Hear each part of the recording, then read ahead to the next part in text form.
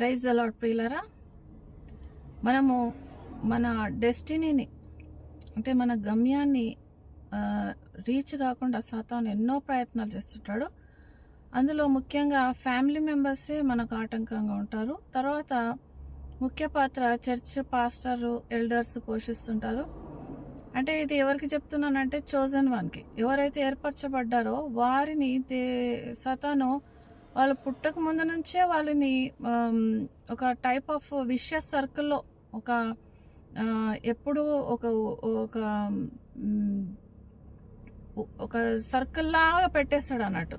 So ఇది ఎట్లా మనం తెలుసుకోవచ్చు అంటే జీసస్ గురించి యెషయా గ్రంథంలో ముందే ప్రాఫెసీ చెప్తాడు. 450 years ముందే యేసు ప్రభు పుడతాడని యెషయా ప్రవచనం చెప్తాడు. చెప్పిన తర్వాత ఆయనను చంపడానికి హేరోదు పుట్టక ముందే, పుట్టిన తర్వాత అంటే ఆయన డెస్టినీ ఏంటి?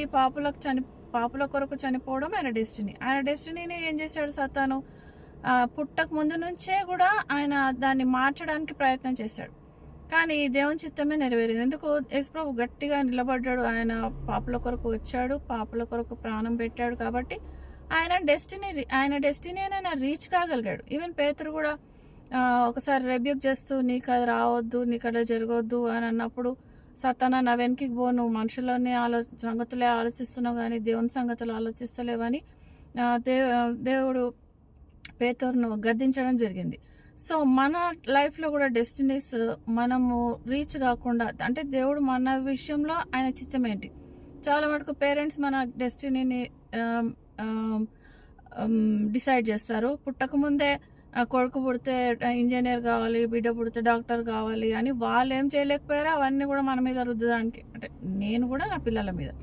సో అలాగా వాళ్ళు పేరెంట్స్ పిల్లలను, లేకపోతే పాస్టర్స్ ఒక రకమైన సేవ చేస్తూ ఈ చర్చిలోనే ఉండాలి, మీరు బయటికి వెళ్ళకూడదు అని ఒక రకంగా మనల్ని కంట్రోల్ చేయడము, లేకపోతే ఆ డెస్టినీ రీచ్ కాకపోవడం ద్వారా ఒక లైఫ్ వేస్ట్ అవుతుంది. ఇప్పుడు నేను ఒక వ్యక్తిని రక్షించాలనుకుందాం ప్రభు చిత్తంలో, నేను ఆ పని చేయకపోతే ఆ వ్యక్తి రక్షణ పొందాడు. అంటే మన పని దేవుడు ఇంకొకరికి ఇవ్వడు.